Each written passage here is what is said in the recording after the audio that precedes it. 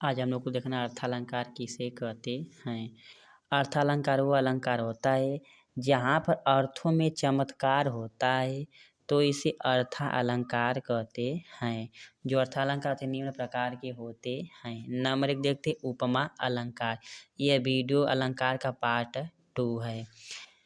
जहाँ पर एक वस्तु या प्राणी की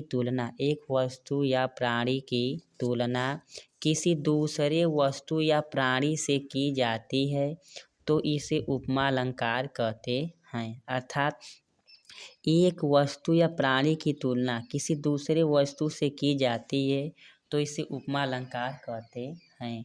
देखते पहचानने के नियम। यदि जब पंक्ति में योजक चिन्ह हो और योजक चिन्ह के पहले सा सी से तथा सरिस आए और इनके पहले योजक चिन्ह हो तो दुनिया भर का सभी उपमा अलंकार होगा। जैसे देखते हैं मुख चंद्रमा सा सुंदर है। जो मुख है यह चंद्रमा के समान क्या है, सुंदर है। तो सा से के पहले योजक चिन्ह है इसलिए उपमा अलंकार होगा। दूसरा कर कमल सा कोमल है। जो प्रभु का हाथ है वह कमल के समान क्या है, सुंदर है, कोमल है। यहाँ पर सा के पहले योजक चिन्ह है। आगे देखते हैं हरिपद कोमल कमल से। तो जो प्रभु जी का जो पैर है वह कमल के समान का है, सुंदर है। तो यहाँ पर से के पहले योजक चिन्ह है इसलिए उपमा अलंकार होगा। आगे देखते हैं रूपक अलंकार।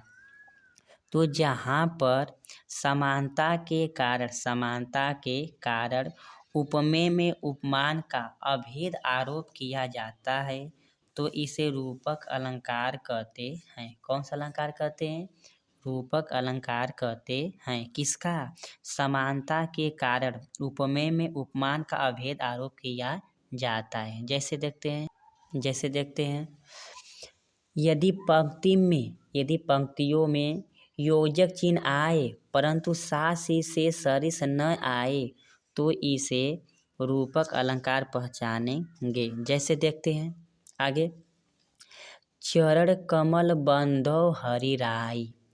यहाँ पर जो योजक चिन्ह है परंतु सा सी से सरिस नहीं है इसलिए पहचानेंगे कौन सा अलंकार, रूपक अलंकार। चरण कमल बंधो हरिराई। जो प्रभु जी का पैर है वह कमल के समान क्या है, सुंदर है। पैर है चरण के समान क्या है, सुंदर है। आगे मैया मैं तो चंद्र खिलौना लइयो। अर्थात यहाँ पर जो चंद्रमा है यहाँ पे योजक चिन्ह परंतु सा सी से नहीं इसलिए यह रूपक अलंकार होगा। मैया मैं तो चंद्र खिलौना लई हो। आगे देखते हैं उत्प्रेक्षा अलंकार। जहाँ पर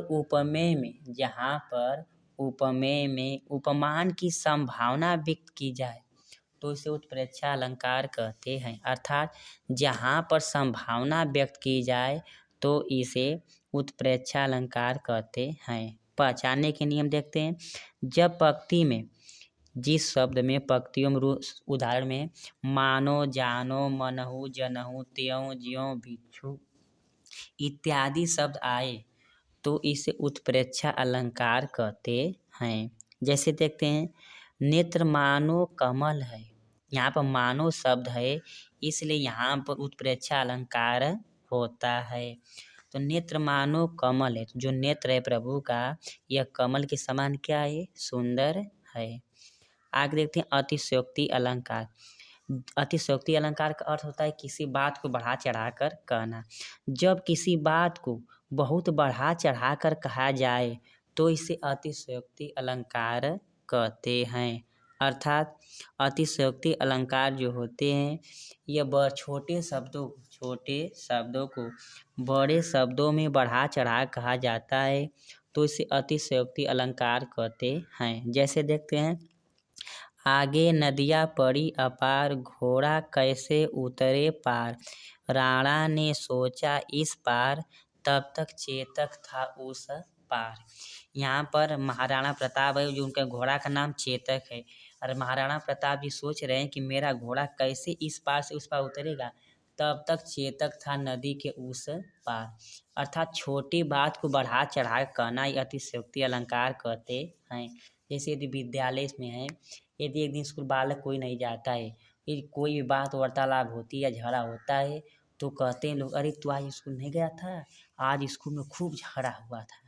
अर्थात उसको प्रेरित कर रहे हैं जानने के लिए। तो छोटी बात को खूब बढ़ा चढ़ा कर कहना या अतिशयोक्ति अलंकार कहते हैं। वीडियो को अच्छा लगा हो तो लाइक सब्सक्राइब और शेयर जरूर करें। धन्यवाद।